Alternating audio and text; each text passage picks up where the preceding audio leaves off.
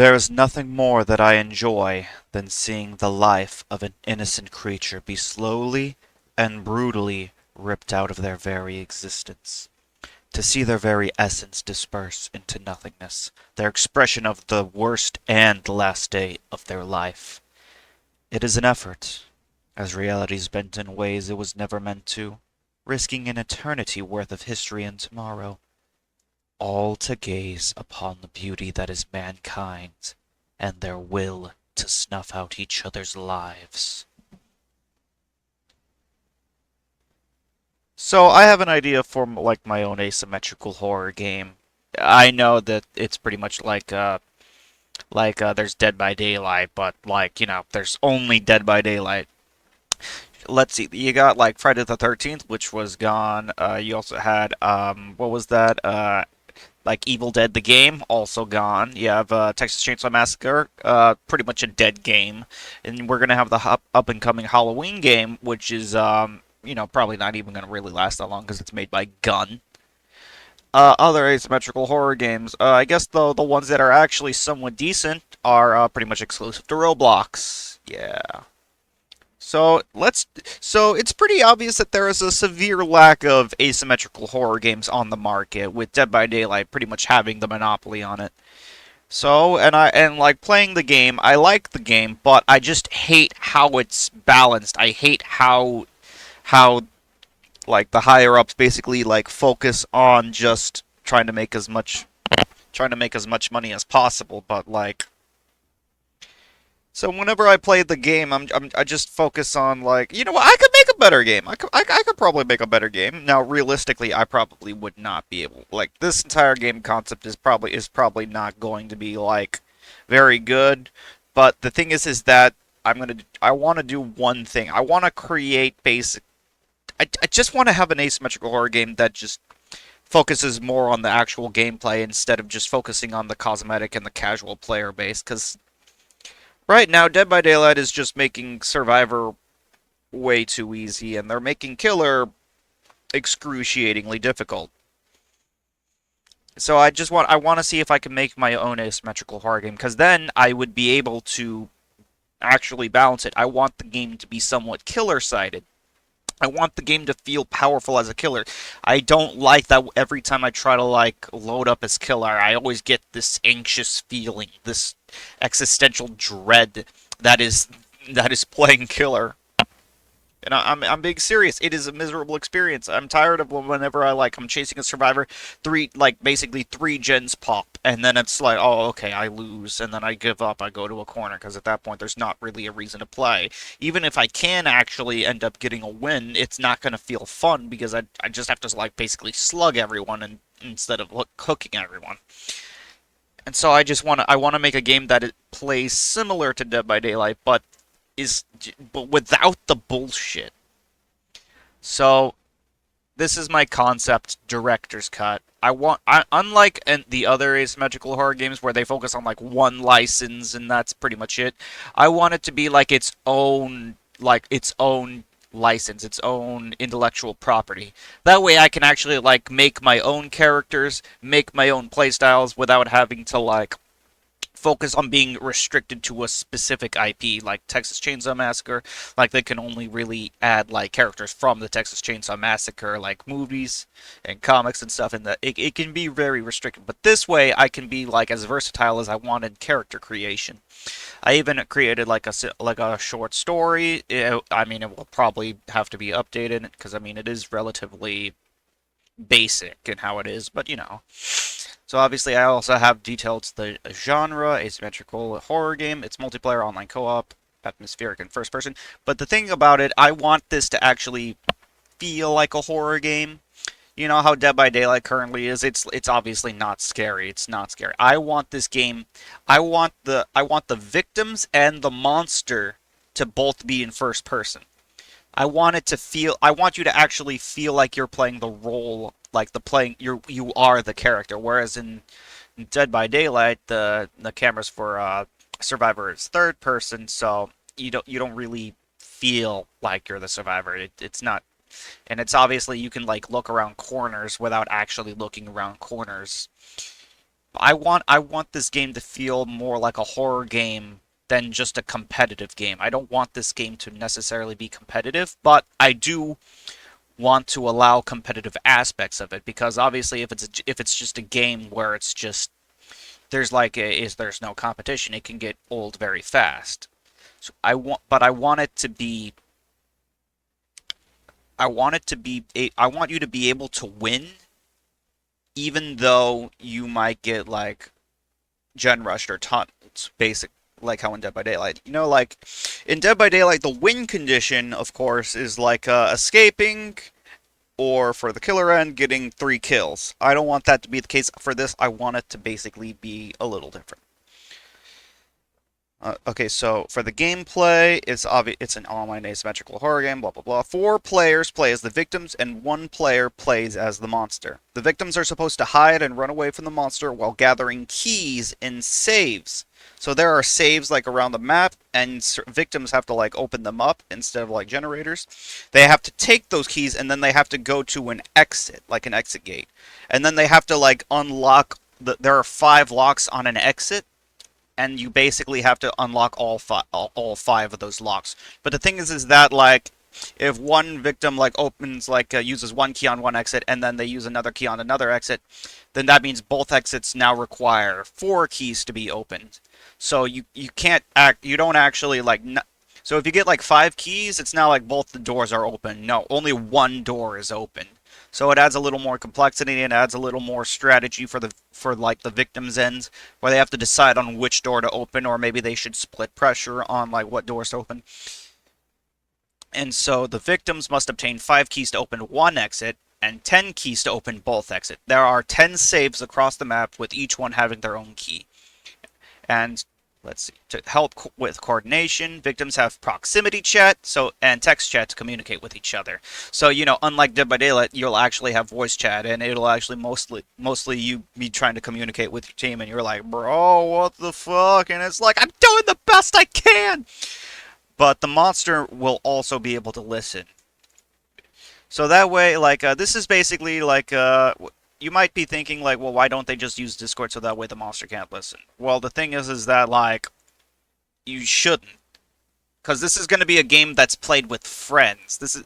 It's mostly, instead of like it being mostly like a queued game, I'm thinking of it mostly being like you play with friends, like custom games basically. But that's like the actual way that you play the game, and you earn like points that way, and you are able to like upgrade your own characters that way. That way, it doesn't feel like an us versus them situation, because you know the killer and you know who the survivors are. They're going to be like your friends. And and honestly, I just think proximity chat and like is like really funny.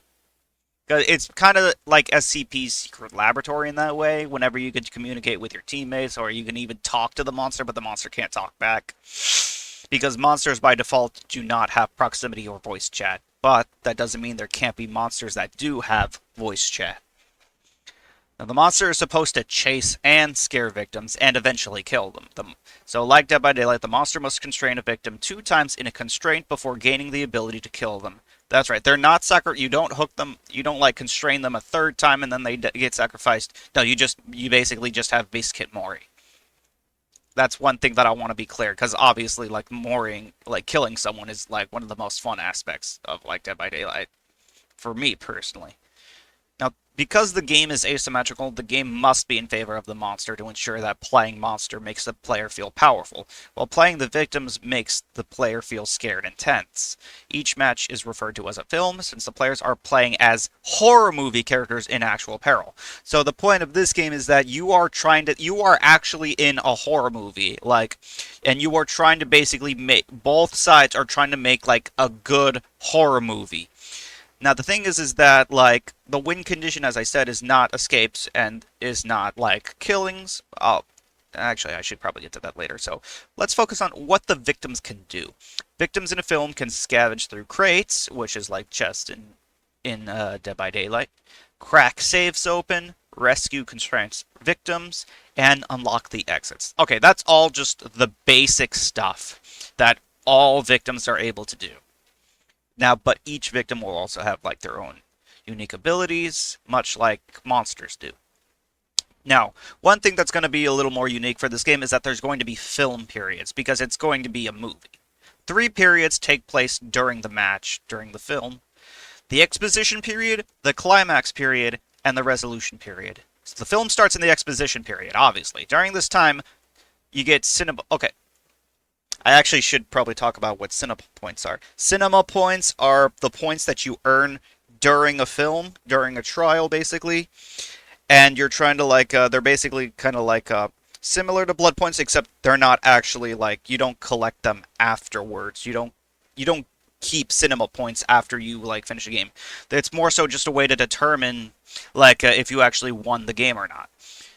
So the win condition I actually stated before it, I actually stated a little after it, is what I mean is the win condition for both victims and the monster is to earn at least 20,000 cinema points total. If you earn less than that, you pretty much lose. You're, but if you gain equal or more than that, then you basically got like a good movie. And you get the best kind of movie is when everyone gets gets about 20,000 cinema points total. Now, cinema points earned by victims are not shared between all victims, but so much like Dead by Daylight, where each survivor is only able to get a certain amount of blood points. But okay, back to the exposition period. In the exposition period during this time, double cinema points are awarded to victims for looting crates for items and sticking together with other victims. Meanwhile, double cinema points are awarded to the monster for stalking, basically just watching survivors while unseen, chasing, and injuring victims, so that way, you can fit into your role. Stalking is obviously an optional thing, but chasing and injuring victims is a easy way to make some cinema points for the exposition period. The film enters the climax period when a victim is constrained for the first time. So whenever you constrain a victim for the first time, you immediately go to the next period. Or when two saves are open. So if victims basically if two saves are opened, even if they open use those two keys on an exit, it immediately enters the climax period. And during the climax period, some double cinema points are awarded to victims for hiding near the monster, and double cinema points are awarded to the monster for downing and constraining victims. So, because each period is supposed to be you're supposed to fulfill your role. So, in the exposition periods, the victims are supposed to feel safe or gather tools. They're supposed to stick together before they eventually get split up during once the climax period happens, like a horror movie. And the monster is supposed to basically be this looming threat that could be anywhere. That is supposed to stalk victims, chase them, injure them, but not entirely. You're not really supposed to just constrain them right away in order to earn as many cinema points as you can during the exposition period. Now, and then the film enters the resolution period. This is pretty much endgame. When a victim is killed or when one of the exits is fully unlocked. So if an exit is fully unlocked, by the victims, it immediately goes to the resolution period. During the resolution period, double cinema points are awarded to victims unlocking saves and opening exits. So just whenever you enter the resolution period, you're still able to open saves because there are 10 saves on the map, and when you and when a victim is killed or when one exit is opened, you gain more cinema points for unlocking saves because that's pretty much your objective now as a victim is to try to get the hell out of there as fast as possible. You are not real. You are supposed to try to get out, try to save as many other victims as you can. Meanwhile, double cinema points are awarded to the monster for killing victims now. So now you no longer get double cinema points for, constraining or downing victims. Now it's only for killing victims. So after you kill a victim, you'll still have 3 victims to kill, and that's where you'll get most of your points. Film periods cannot be reverted, meaning once a film period becomes the climax period, it is impossible to go back to the exposition period. This is going to be the case, and there will never be an exception to this rule in order to keep consistency. Each period allows both victims and the monster to earn up to 10,000 cinema points each period. So once you earn about 10,000 cinema points in one period, you can't actually earn more than that until you get to the next period. But remember, you have to keep in mind that everyone needs to try to get as many cinema points as they possibly can. Both the monster and the victims. You can't. So in other words, you should not try to rush your objective. The monster should not try to get it down as quickly as possible, and the victims should not try to open the saves as fast as possible in order to gain as much points. Because once it gets to the next period, you don't earn any more cinema points for that period. And as stated before, the win condition for both victims and monster is to earn roughly 20,000 cinema points total. The cinema points earned by victims are not shared. So each period you can earn about 10,000 cinema points for each period, totaling 30,000 cinema points. And whenever you reach 20,000, you won, regardless if you killed all the victims or if all the victims like escaped. That doesn't matter. What matters is that you actually made a good movie. Now, of course, it's going to be difficult for the monster to gain cinema points without killing victims. But keep in mind, for victims, they don't gain double cinema points for escaping, because escaping is not really their objective. I mean, it is something they can do. They still escape. They still earn some cinema points if they escape, but that is not their main objective. Their main objective is to try to protect each other, work as a team, and basically try to live as long as possible, but not necessarily escape. Escaping is their actual goal, is their secondary goal, their secondary objective. So that way, I hope that this way it would make victims not upset whenever they get killed off, because in this game, being killed is not a loss. As long as you did enough in the film to have enough cinema points, you still win even if you die. And for the monster, you still win even if you only get 2 kills, because in Dead by Daylight, with how MMR works, that's what makes a lot of people think the win condition is. In this case, that doesn't matter. So I hope that this way it makes the game casual, but still competitive in a sense. In this way, I'm hoping that it would make it so that way it's fun even if you lose. That's what I really want. It's really difficult to make a game, especially an online game, fun even if you lose. So that's what this is supposed to aim for. Now, how cinema points are earned for victims, doing all this, and how cinema points are earned for the monster, doing all this. Base kit mechanics, victims and monsters typically have their own unique abilities. So unlike Dead by Daylight, victims are not just carbon copies of each other. They each have their own abilities. But they all share some of the base kit mechanics, such as the cracking action. Cracking a safe takes 90 seconds, much like a generator, to open, with each second effectively equal to 1 charge. I was originally having it where in the exposition period, cracking a safe takes 120 seconds, and then in the resolution period, cracking a safe takes 60 seconds, but I figured just making it a flat 90 seconds would just make it simpler to understand, but also, but I don't, it's kind of hard to explain, but since the objective for survivors is not necessarily to do all the saves and escape, because at the start of the game, you're supposed to look for crates, try to stick together, team up, strategize with each other. That's how you earn a majority of your cinema points in the exposition period, not opening saves. So you're not supposed to immediately go to a safe for the same reason that a monster would not immediately try to down a survivor as fast as possible. If you want to play a game like that, that's what Dead by Daylight is for.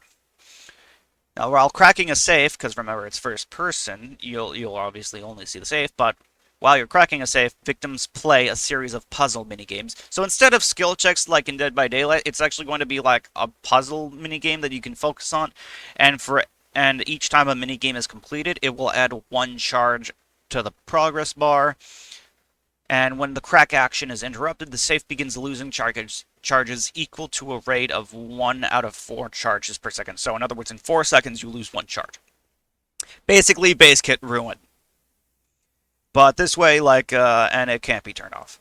But I mean, you're cracking a safe, and it's the reason I have it where it regresses is so that way, if you're only interrupted for a second, you just don't lose all of your progress.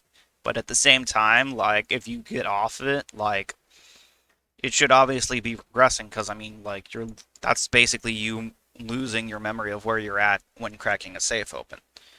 But cracking a safe grants 1 key, with each victim usually being able to carry up to 1 key at a time. but also has the option to give keys to other victims. So you can give a key to another victim in order to, while you're focusing on like maybe opening another safe. Basically that. Now, there's the healing and self-healing action, much like Dead by Daylight. The heal action is an ability that is exclusive to support victims, a type of victim, through the use of an ability, and victims with medkits, which is an item that you get in crates. Oh yeah, by the way, you can't actually bring in items like you can in Dead by Daylight. No, everyone, you can't bring items. That's why you're supposed to like focus on like finding items and finding tools in this game. Now, the heal action is usually around 15 seconds and heals varying amounts. If the heal action is interrupted, all progress is immediately lost. Only one person can heal at a time, so multiple support victims or victims with medkits cannot heal the same victim. So, you can only get healed by one victim at a time. There is no like you can't like group heal like you can in Dead by Daylight. And then there's the self heal action, which functions the same as the heal action, but is almost exclusive to medkits. The self heal action is also affected by modifiers that affect healing speeds, unless specified as altruistic healing or self healing speeds, respectively. So there's pretty much like it's pretty much going to be non-existent that you're going to be able to heal yourself unless you have a medkit. There's only like one character I have right now that has the ability to heal themselves with the self heal action. Then there's also the help action. When a victim is in the dying state, another victim can find them and begin helping them to recover faster by 50%. Once a victim finishes helping another victim recover, they are automatically picked up by the victim that helped them. I'm going to go more into detail on this in the health section, where like each individual victim has like their own health. There's the unlocking and the pushing action. Once a victim has any amount of keys. So basically, when you're unlocking like an exit gate, that's the unlocking action. And then when you're trying to push open the door, that is the pushing action. So those are two completely separate like actions that you're doing, but still they both focus on opening it. Think of unlocking like basically whenever you finish a generator, except there's like a secondary thing that you have to do for it. And the pushing action is basically just opening the exit gates in Dead by Daylight. But you can, as the team, you can all work together to try to open the exit faster together. Because you're supposed to escape together as a team. You're not supposed to like escape individually, unlike Dead by Daylight. That's one thing. That's why there's this mechanic that allows you to open the exits faster when you are all together. And then there are victim items and the scavenging action. So victims can find a variety of items when scavenging crates. 3 crates are available per film. Actually, wait, 3? I must have changed that. It's supposed to be 5. There's supposed to be 5 crates or wait. I mean, yeah, because items are consumable in this case. So 5 crates are available per film. It takes 5 seconds to scavenge a crate, very quick. A victim can only carry 1 item at a time, though. You can carry keys separately from items, so don't worry about that. Like you basically have a key ring, and then you have like your usable item. So upon scavenging a crate, the victim can find either a medkit, a decoder, a flashlight, a lantern, a map, or a shank. For more information, you can just read this here. The snuff action. Basically, think of this as like boons and hexes in Dead by Daylight. Yeah, I'm using a lot of like reference from Dead by Daylight, but it gets different later down the line. So instead of like totems, they're glyphs. A glyph will spawn in the map whenever like someone brings a boon or a curse perk. When completing the snuff action on the opposition's boon or curse glyph, it removes the glyph and deactivates the user's perk for the remainder of the film. For monsters, stuffing a boon glyph takes 1.5 seconds, and the snuff action cannot be interrupted. However, for victims, stuffing a curse glyph takes 15 seconds and can be interrupted. When the snuff action is interrupted, the curse glyph begins losing charges equal to a rate of 1 out of 4 charges per second, much like a safe would. Now, and remember, the same thing happens. So don't think of boons. Don't think of like boons in this boon glyphs as like boon totems in Dead by Daylight. Basically, it works exactly the same as a curse glyph. When you bring a boon perk, a boon glyph spawns on the map. It's a map wide benefit. If the monster finds it and snuffs it out, you don't have that perk for the remainder of the film anymore. Now here's where it gets a little different. Stamina.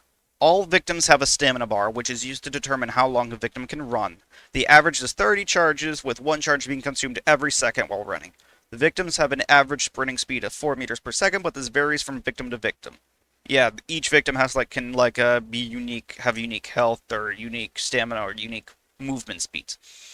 However, all victims have a base walking speed of 3 meters per second. This is base, this is always true.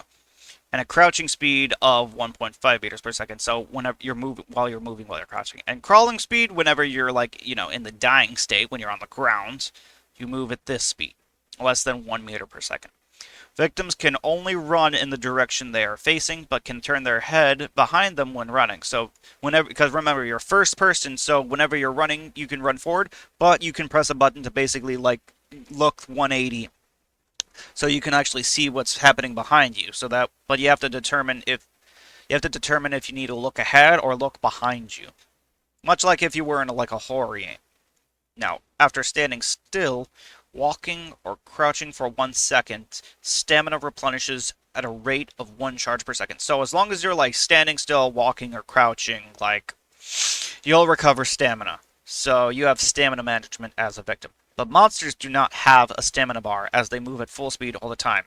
The point of this is so that way you can run for 30 seconds or so, but you should not be able to loop the monster indefinitely, much like you can in Dead by Daylight. That's one aspect I really hate in Dead by Daylight, is just the fact that one really good survivor can just completely loop the killer for 3 gens, and at that point it's basically just game over. In this case, that is not. You are supposed to get caught and chased. You are supposed to eventually go down. No matter who you are, you have to eventually go down.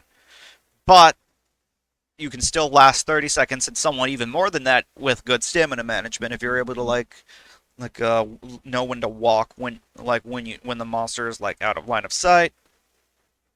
But it's supposed to be somewhat complicated. More than just holding W. This is to also just make holding W just a lot less effective, since you just don't buy that much time as you would in Dead by Daylight. Now, health. Oh, and by the way, if you run out of stamina, that just means you can only walk. You just can't run anymore. That's all that means. Health. Victims have a health bar. If the victim has more than 50% of their health, they are in the healthy state. If the victim's health is between 1% and 50%, they are in the injured state, and when a victim is in 0, they're in the dying state. Much like Dead by Daylight, except you actually have health. You have a numerical amount of health instead of just states. Because it can actually be really difficult to balance killers in Dead by Daylight because of this fact. Just look at Blight. They can get an injury and then they can just immediately down you again. But then you also have some killers that it takes forever just to get one injury. It can be really unfair for specific killers, for mobility killers in this instance. Now, while in the injured the healthy state is the default state that victims start in, has no traits. While in the injured state, victims make pained groans and leave behind a blood trail when they move. While in the dying state, victims can be picked up by the monster and thrown into a constraint, much like a hook, or they can be left on the ground. Both is optional. Both being an option that the monster can choose. The monster must pick up the victim they downed and take them to a designated constraint location that can constrain the victim based on the map. So if you're in a prison area, if the monster can throw you inside a prison cell, or if you're in a meat packing plant, you can be on a meat hook. It's so on and so on. Each constraint has their own unique constraints basically. But that's dependent on the map. Now, the constraint can be anything. It can be a cage, a meat hook, or even an alien cocoon, just depending on what the monster or what the map is. Victims left on the ground are unconscious, meaning they cannot move and see in black and white, much like Left 4 Dead. That's why I said it was one of the games that they're like. But they passively recover over the course of 35 seconds. And once the recovery bar is full, the dying victim gains the ability to crawl. Their auras are revealed to all victims, and they can be picked up by another victim instantly with 50% of their max health, or they can pick themselves up with 25% of their max health. So this way you have like an option. That's why, so this way slugging is not really like a way to like build pressure. But don't worry, like there's going to be a mechanic that will actually like make it so that way, even if like the victim is rescued after the monster picks them up, the monster will be buffed to compensate for their loss of progress. Monsters cannot win without constraining victims unless stated otherwise. So basically, like if a monster has like an alternate kill condition, the monster can kill the last remaining victim regardless of their plot points, like Dead by Daylight, provided every other victim is either dead or constrained, and automatically ends the film. Monsters do not have health bars, as they cannot die, because that would be stupid. Constrained victims. As stated before, victims need to be constrained twice before the monster gains the ability to kill them while they're in the dying state. When a victim is rescued from a constraint, they escape with 25% of their max health. They're very vulnerable. A constrained victim can choose to struggle, which lets them play a series of minigames. Upon completing all the puzzle minigames, their aura becomes revealed to all other victims while they are constrained, and they escape with 50% of their max health. Keep in mind, there is no time limit when you are on the hook. You will never, like, if you are on the hook, you won't reach, like, stage 2, or you won't lose any more plot points in this case, if you're, like, on the hook for however long. This way, it's to also prevent camping. So there are two basic mechanics that prevent slugging and prevent camping, unless, like, the monster's ability allows them to do it, or they're using a specific perk. Plot points. So as like I talked about plot points, victims start with 2 plot points at the start of the film. When a victim is constrained, they lose 1 plot point and are stuck in the constraint until rescued by another victim. When a victim loses all their plot points, they lose their relevance in the film and can be killed by the monster. So it's like, you're no longer relevant to this film, so you're gonna die. Yeah, makes sense to me. Tracking victims and sensing monsters. Victims also leave footprints on the ground when running, so much like scratch marks, but they're more easily defined. Along with making footstep noises, helping the monster track victims. Footprints are red, bright, last up to 10 seconds before disappearing. Monsters also have a detection radius, which is the set distance that will alert victims that the monster is nearby. Detection radius is indicated by the victim HUD along with health and stamina. So like with like health and stamina, you'll also have like a little heartbeat monitor, and will actually like pump faster, like when you're inside the monster's detection radius.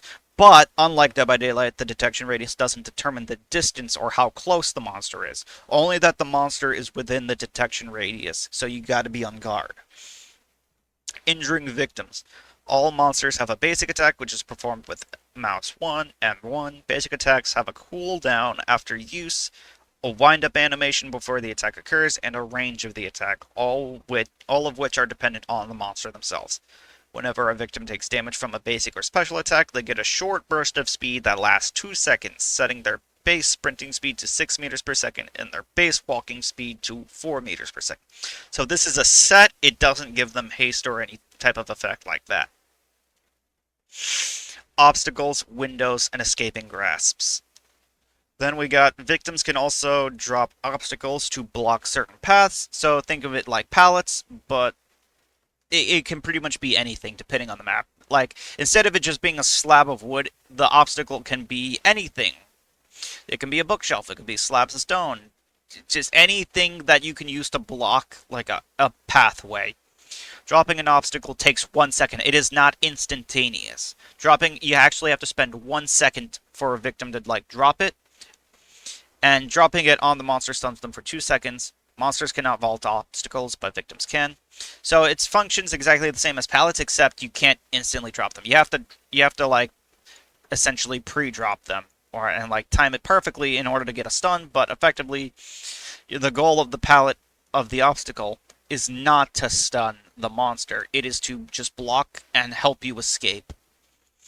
Now, one thing that I actually have not stated before, but obstacles should only really be used by the 2 types of victims that I'll be discussing later. That would be support victims and escapist victims. Those are the 2 victims that don't really two roles of victims that don't have like any means of escaping the monster. Unlike the Vanguard and the Survivalist, those two have like their own means of escaping the monster. So those two victims should try to avoid using obstacles because those are supposed to be like the only like the support and escapist's only means of escaping them. Victims can also vault through windows or little areas they can climb through to escape the monster. Victims have two different vault times for obstacles and windows. While a monster while monsters take 2 seconds to vault a window, a victim can do quick vaults in 0.75 seconds, a little slower than a fast vault in Dead by Daylight, but still faster than a medium vault. But it alerts the monster of their position, and they can do quiet vaults in 1.5 seconds, which don't make noises. The stealthy approach is often a good way to avoid the monster. Monsters could instead decide to destroy a window if it is too much of a hassle to deal with. So there's not going to be entity blockers in this game because obviously this is not the entity's realm. Instead, the monster can just destroy the window, much like Bubba can in Texas Chainsaw Massacre. However, monsters can break obstacles and windows with a break speed of 4 seconds, so it's really slow, but keep in mind there is an average of 8 windows and obstacles on a map. There is not supposed to be more than that. So resources are actually somewhat limited, but remember, only 2 of the types of victims are supposed to make use of windows and obstacles. So even though it's such a small amount on the map, it's actually this should be more than enough. It is a resource that victims have to use wisely. They can't just spam it or just use them all ridiculous. Maps should not have more than 8 obstacles or windows at a time, considering victims have their own abilities to extend chases. Survivalist victims have abilities that let them hide or escape chases, while Vanguard victims have stuns to completely end chases for others or themselves. So Survivalist and Vanguard victims should not use windows or obstacles, so they are saved for support and escapist victims since they do not have abilities to escape the monster. And of course, we also have Special Vault, Special Breaks, which was actually a thing I wrote before they actually introduced, the description for Special Vaults and Special Breaks in Dead by Daylight. So it used to just be like, the hillbilly instantly breaks a pallet. But now they actually specified that it's a Special Break. Same thing with Demogorgon and all the other killers. For Legion, they have a Special Vault.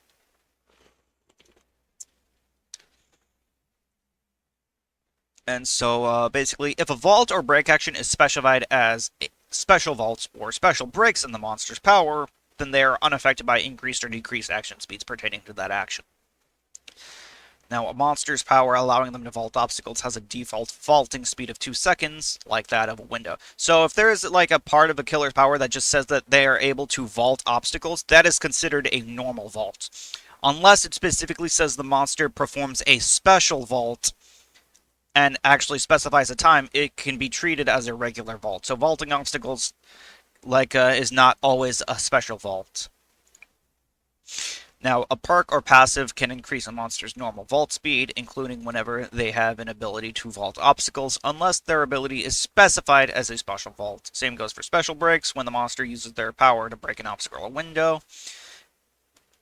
And perks and passive don't affect it. Stunning the monster by any means will grant the monster unstoppable for 10 seconds. Now here's another thing that this is one thing I took from Forsaken on Roblox, is whenever you stun the monster, the monster gains immunity to stun immunity for 10 seconds. This is to avoid just being stun locked, which was very annoying in Texas Chainsaw Massacre, and when they decided to just ignore that problem, because they're they're dumb developers or dumb higher ups.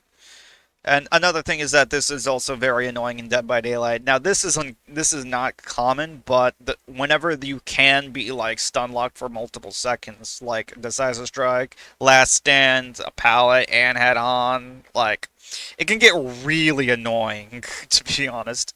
Especially in what was that Demogorgon map? You know the one where there's 4 lockers together, and basically a bunch if every survivor has Head On and Vigil, that means you can pretty much just stun lock the killer forever. And the thing is, yeah, that's funny on the survivor side, but as killer, it's not even good. It's just annoying. So basically, this status effect is essentially to mitigate that issue and prevent it. So after you recover from a stun. However, if the monster is stunned while carrying a victim, the victim will escape with 25% of their max health. But after recovering from stun, the stunner will have their aura revealed to the monster, incur 100% vulnerable. I'll get into that status effect later. And the monster gains enraged and unstoppable. Okay, so 100% vulnerable. That means you basically take double damage as that victim. And the monster has enraged, so enraged, the monster basically breaks and vaults 100% faster. And unstoppable, as I said, gives them immunity to stuns. All of that for 60 seconds. So if you go for a save, you better fucking hope that the monster doesn't just try to absolutely demolish you. This is to make it so that way the monster, like whenever you're playing as the monster, you shouldn't be scared of picking up a victim and then another victim just coming to stun you with an obstacle or their own ability. That way it's like, oh, so you've chosen death. But it's still not entirely possible because remember, if you actually manage to rescue that victim, like maybe they already got they lost a plot point. Maybe the monster is trying to kill them as quickly as possible. That this is the point of a vanguard, to protect them and force the monster to chase them instead.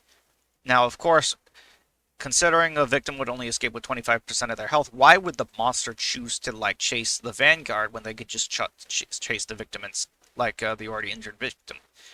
This is to be the reason that the monster chooses to chase you. All effects end abruptly when a victim is downed by the monster. So if the monster performs a special or basic attack and downs a victim, regardless if it was the stunner, the effects end prematurely. The aura reveal, the vulnerability, the enraged, and unstoppable all ends.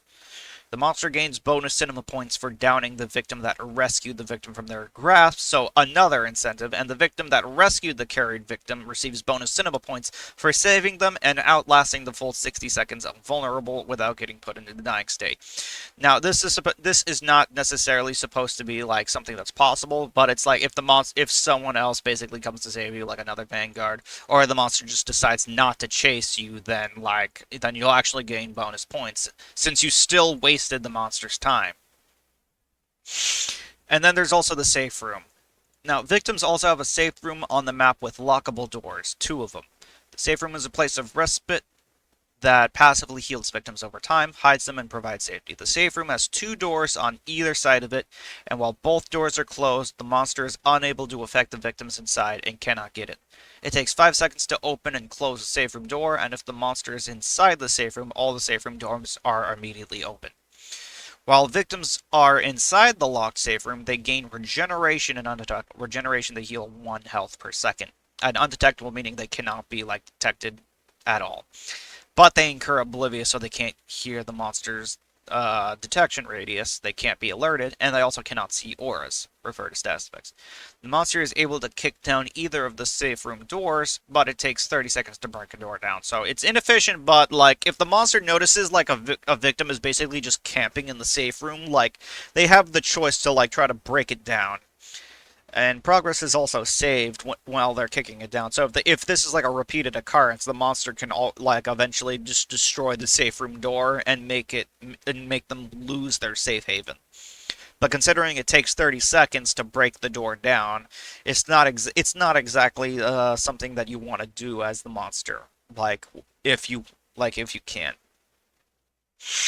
So while kicking down the door, victims inside lose their regeneration and undetectable, but are no longer oblivious and can see auras again. If a victim opens the safe room door that the monster is kicking down, they lose collision with the monster and gain 10% haste for 5 seconds, while all other victims inside, if there are any, gain undetectable and 50% resistance for 15 seconds.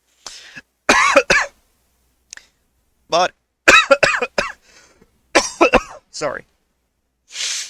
If a victim opens the safe room door away from the monster, so on the other side, the monster is not alerted, and all victims inside gain undetectable, but incur 50% vulnerable for 15 seconds. So if the monster finds you, after you try to escape, you'll take extra damage. During Last Man Standing, when there's only one victim remaining, the safe room is disabled and the doors cannot be closed. Kicking down the safe room doors is unaffected by break speed modifiers. This is to prevent, like, just breaking down the safe room doors, like, from the get-go. Closets. Think of them like lockers in Dead by Daylight. Closets are hiding areas where victims can hide and gain undetectable, refer to the status effects, and reduce their pain runes by 50%. However, being found in a closet by the monster will allow the monster to instantly pick the victim as if they were in the dying state. Victims spend 2 seconds to slowly and quietly entering. Victims spend 2 seconds to slowly and quietly enter or exit a locker. I guess. Victims can also spend 0.9 seconds to quickly and loudly enter a closet, but this creates a notification to the monster within 45 meters. Closets do not suppress the victim's aura during last man standing. In other words, closets are useless if you're the last victim. This is to prevent you from just hiding out and, like, easily so the monster is able to find you. Climbable surfaces and staggered. So unlike Dead by Daylight, there's going to be stuff like ladders and stuff. Think of it like in Left 4 Dead, where there are like ladders that you can climb up of. That's pretty much how it's going to be like whenever you are climbing them up. And whenever the monster is like chasing you, they can still attack you, but they can't use any of their abilities. They can only basic attack you. And when they hit you, you immediately fall. And if you fall, you don't take fall damage, but you become staggered, like in Dead by Daylight. Monsters cannot become staggered. So it is kind of risky to do, but it's a good way to try to escape a monster unless they have like a ranged attack or can like climb up walls. This is to make the game more three-dimensional essentially, and to make it more than just like, bro, why can't I like jump or like climb that area? Well, in this game you can, as long as like there's like a ladder, or for a monster, like a monster is able to like climb up walls and stuff, which I think would be really cool. Cause let's be honest, a cool crawling killer or a flying killer, that honestly sounds really cool. Auras and notifications, think of it exactly like it is like auras and loud noise notifications in Dead by Daylight. Special enemies. So this is going to be a little different because there are going to be a special type of category of monster called crowding monsters, where they basically have special enemies like nemesis zombies or knights guards as part of their power, or like a major part of their power. So one monster I have called the Horde is able to like focus on like surrounding victims in order to be able to down them effectively. So, and these are just the enemy stats. This is how you can understand like what makes them unique. Movement speed, field of view, line of sight, hearing range, attention span, attack damage, attack range, attack wind up, and attack cooldown. Now, if an enemy is stunned by any means, it kills them on the spot. So victims with like an axe or a machete can like that stuns the monster can just kill the special enemy. Last man standing. When all remaining victims are dead, the victim becomes the last man standing. LMS. The victim must now simply survive 2 minutes or escape through an exit. Closets no longer hide auras during Last Man Standing. During the Last Man Standing, there is a music that plays exclusively at this time to exemplify the intended and dramatic ends to the film. If the Last Man Standing is if the Last Man Standing is between the monster and their victim counterpart, so like Matthew Shepard and the Warden, which are like a victim and killer that have like lore together basically.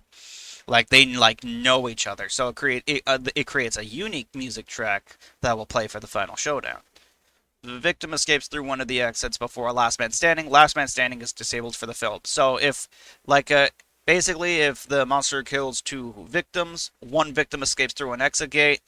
Last Man Standing is disabled. So even if there's only one victim in like the film, Last Man Standing does not activate because, well, an exit's already open. Like someone escaped. Like it's not really Last Man Standing. It's not. It's not epic. It's not cool. So monsters and their victim for Last Man Standing. So I even like created like little names for like possible music tracks. Injustice for the Warden and Matthew Shepard, which are characters that are down the line. And these are like overall like a bunch of the characters that I've created. Now, monsters home map. Monsters typically have their own corresponding map that lets them play the most optimally they can be.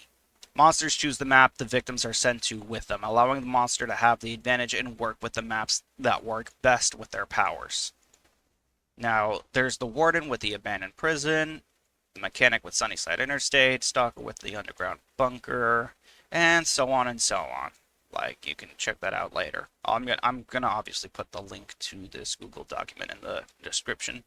Main character, think of it like the Obsession, except there always is one main character, even if you kill the main character. In a film, a victim is randomly chosen as the main character, which may provide various benefits to both the victim and the monster. By default, the main character gains no benefits or detriments. However, during Last Man Standing, the monster gains bonus cinema points for killing the main character. If the main character survives the last man standing, however, the main character receives bonus cinema points. If the main character is killed before last man standing, a random victim will become the new main character. So during last man standing, there will always be a main character. And this is to basically like whoever wins gains bonus points essentially. Now, there are also status effects, which you can also check out later. Status effects are really cool, really fun. And here we are, archetypes, victim archetypes. We have survivalist, victims that focus on survival and surviving as the last man standing, typically avoiding and escaping the monster, and are more likely to become the main character, has the best survivability. So, like, yeah, basically think of like a person that's going to just like outlive everyone. They're basically like the main character. Think of it like Laurie Strode from like Halloween and stuff like that. Escapist, victims that focus on progressing the film, specializing in cracking open safes or opening the exit faster, are able to carry more than one key at it, and typically able to carry more than one key at a time, but they have the worst survivability, so they have like the lowest amount of health, movement speed, stamina, that stuff. They don't really have abilities that are meant to survive. Support. Victims that focus on supporting their team has access to the heal action to recover other victims' health, and can basically like just overall make other victims last longer, survive longer, as opposed to themselves. They have mediocre survivability compared to the escapists, but yeah, they have the second worst survivability. And then we have Vanguard, victims that can fight back against the monster. They have access to special abilities which allow them to stun the monster without the need of an obstacle or a shank. A shank is an item that allows you to like backstab the monster to stun them. Can only be found in crates, just obviously in crates, so it's not going to be a common occurrence. They have good survivability, typically having more health, and just being able to stun the monster like at any time is very strong. Monster archetypes. So unlike Dead by Daylight, where they typically like focus on having a bunch of dash killers, or like other games that focus on just having like killers that like can do everything, I kind of want monsters to like have like their own niche basically. So we have Slowdown, monsters whose playstyle focuses on slowing victims' progress and extending the length of the film. So this is going to be a really good archetype considering it makes the film last longer by default. So they have more opportunity to earn cinema points. But the same can be said for victims. So Slowdown is probably going to be like a popular one. Brute. Monsters whose playstyle focuses on chasing victims and dealing a lot of damage to take down victims in one or two hits. Think of it like an insta-down killer in like Dead by Daylight. And for context, usually victims go down in like about like 3 to 4 hits. So being able to like take them down in one or two hits is like a good progress for the monster. Stealth monsters, my favorites. Monsters whose playstyle focuses on being undetected by victims to sneak up on them. Emphasis on this. This isn't like, don't think of it like just because they have undetectable, that doesn't mean they're like a stealth monster. It means their entire kit is focused on sneaking up to them and basically like taking them from surprise or building up your power. Ranged. Monsters whose playstyle focuses on attacking victims from a range. Duh. Set play. Or you can even consider this area control killers. Monsters whose playstyle focuses on setting up traps or props to benefit from their power. So they're basically doing a secondary objective in order to become stronger throughout the trial, around the end of it. So they're kind of like endgame killers. Teleportation. Monsters whose playstyle focuses on teleporting to specific locations, either teleporting to props or victims. So literally their entire purpose of their power is to teleport from place to place and basically being anywhere. And then we have something that's different, mobility, which are different from teleportation killers. Monsters whose playstyle focuses on moving fast to traverse the map anywhere, not specifically at set locations, and to catch up to victims in chase. So these are also like a chase type of monster as well. So they're focused literally on map traversal and chasing victims, but not necessarily as strong as a brute to take them down and chase. Tracking monsters. Monsters whose playstyle focuses on locating victims, along with preventing them from escaping chase or hiding. In other words, think of it kind of like you can probably think of it like Doctor in Dead by Daylight, where they just have static blast, so they can just always figure out where they are, or like killers that just like Skull Merchant, where they have like their radar that lets them know where victims are. I think that's probably like the best way to explain it. Crowding monsters. Monsters whose playstyle focuses on having minions surround victims to injure them. Anti-loop. Monsters whose playstyle focuses on preventing victims from escaping or extending chases, which is different from mobility because mobility is focuses on catching up to victims in chase. Anti-loop is literally just focused on preventing like the chase entirely, prevent them from like extending chases. So like even though like a mobility monster may be able to catch up to victims, like the chase can still last up to 30 seconds. Anti-loop can basically think of it like slowing them down, or removing their stamina faster, or literally just ignoring obstacles and windows. Stance monsters. Stance monsters whose playstyle focuses on switching between different powers, enabling different playstyles. So it's like I'm going to switch from stealthy to set play, or like teleportation or anything like that. Basically, it's basically like a monster with two or three different like abilities, and you can just press a button and immediately switch to a new mode. Think of it like Dracula in Dead by Daylight, or even Myers as they are currently right now. And the last monster we have is an all-arounder, self-explanatory, a monster whose playstyle focuses on having access to multiple different powers while not excelling at anything in particular, meaning that they should have like a bunch of different abilities, but their abilities themselves should not be that strong.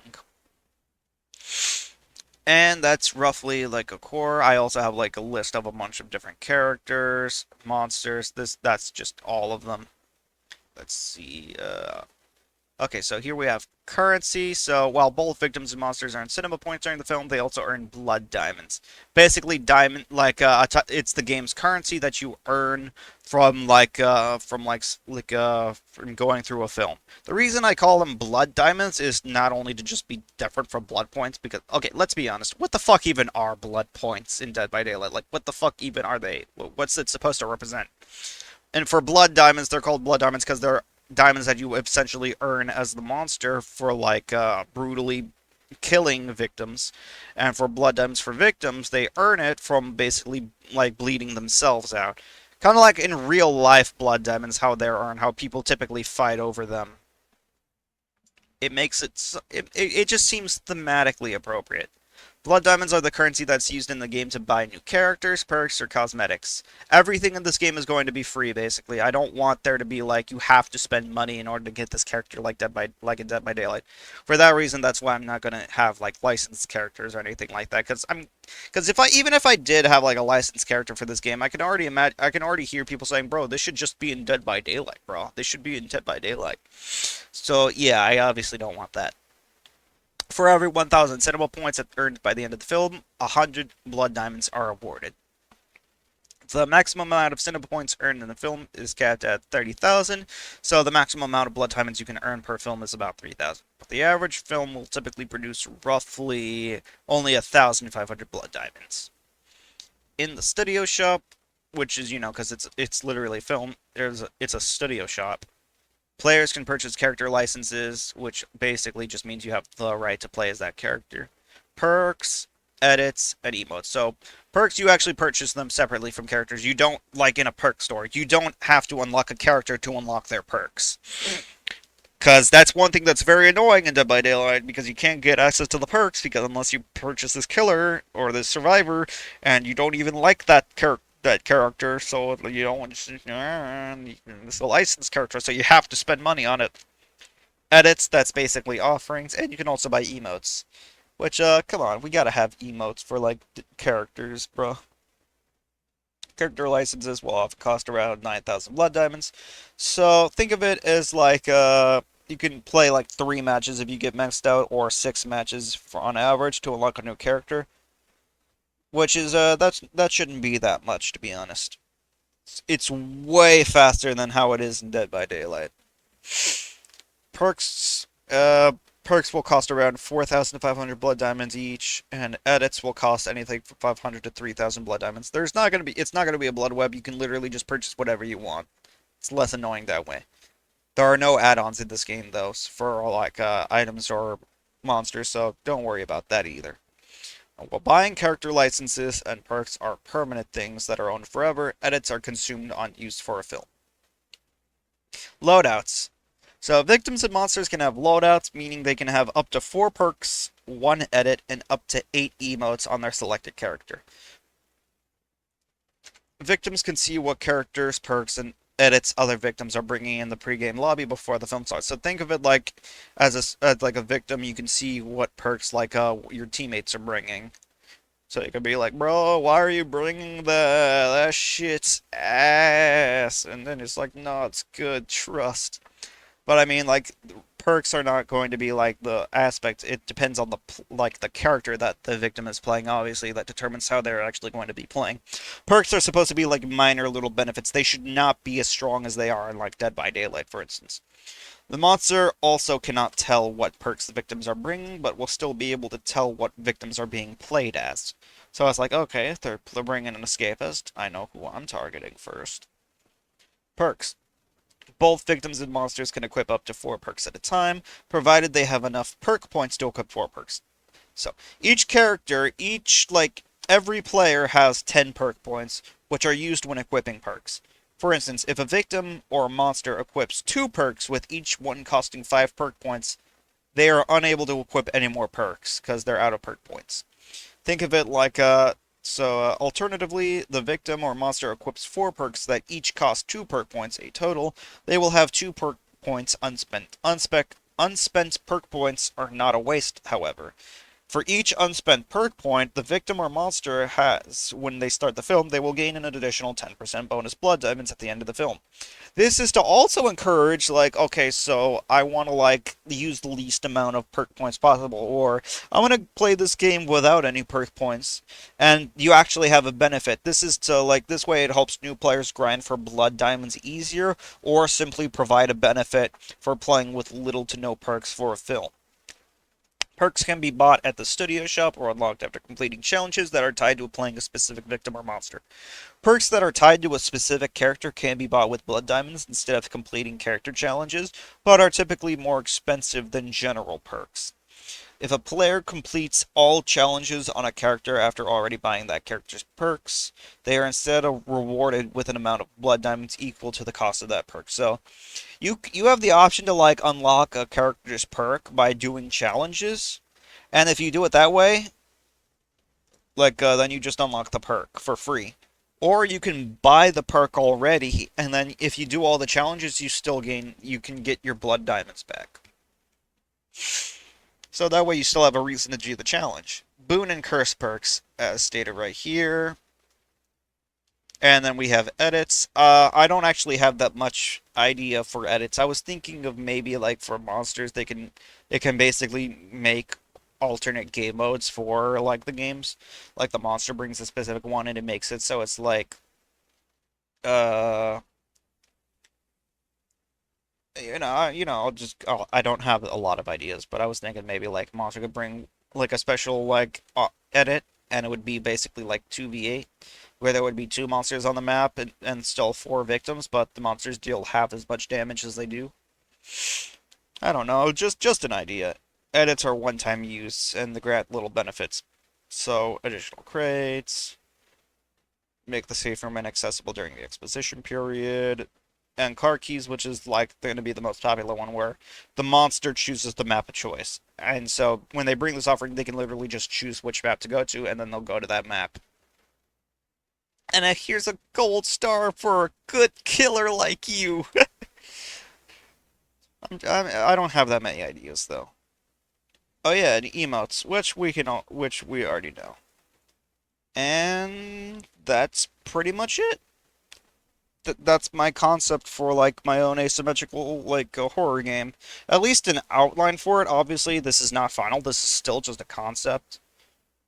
But I'm hoping one day in a few years maybe I'll be able to like I'll be a much better programmer. Maybe I can hell maybe just a year I can actually try to work on a prototype. I just wanted to outline this so that way I can like talk about this like during my streams or in my other videos and not like have to be like, hey, people don't know what I'm talking about. That now that this video exists, like maybe it can garner some attention, maybe not. It's probably a dumb idea, but you know, it's my dumb idea. And with all that said, I hope you found this concept interesting.